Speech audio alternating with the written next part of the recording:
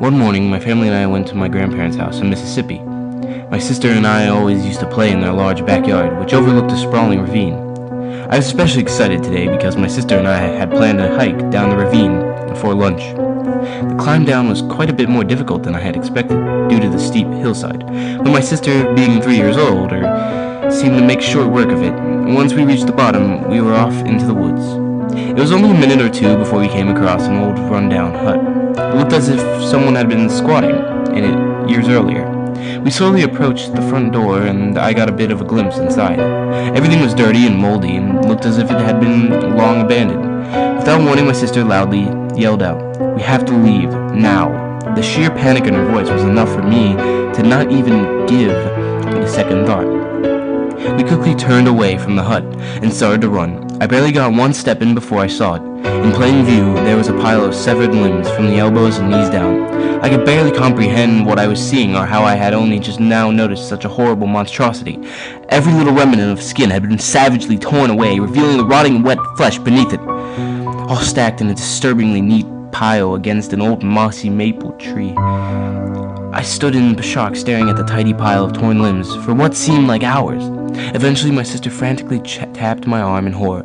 She was staring, terrified, at a second tree to our left, which was covered in all of the missing skin, tightly stretched over the bark and nailed into place as if trying to give the tree a second skin. It was then that we both heard the sharply clear whisper,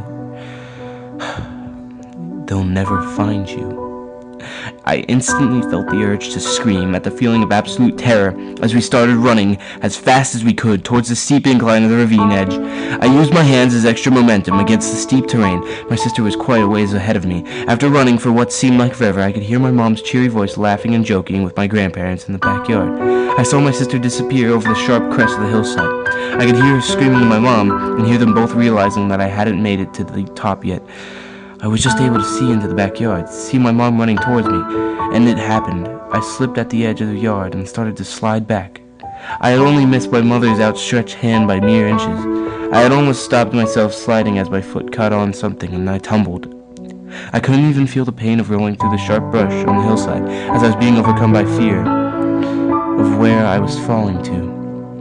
As I tumbled, I repeatedly caught glimpses of the tattered old hut. I noticed a faint figure of a large man covered in dark blood creeping ever closer to the bottom of the hill's edge. This was it. I was going to land directly at his feet. With a final grasp at a tree branch, I hit the ground with a bone-shattering thud. Then nothing, only darkness. I could feel my body shiver in a piercing sweat. I took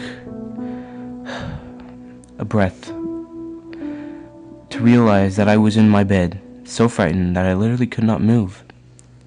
I could still feel the nightmare man's intense stare as I tried to regain my composure. I lay perfectly still with my eyes shut, as tightly as I could clench them, and out of the darkness, in the same sharp, crisp whisper, I heard, "They'll never find you."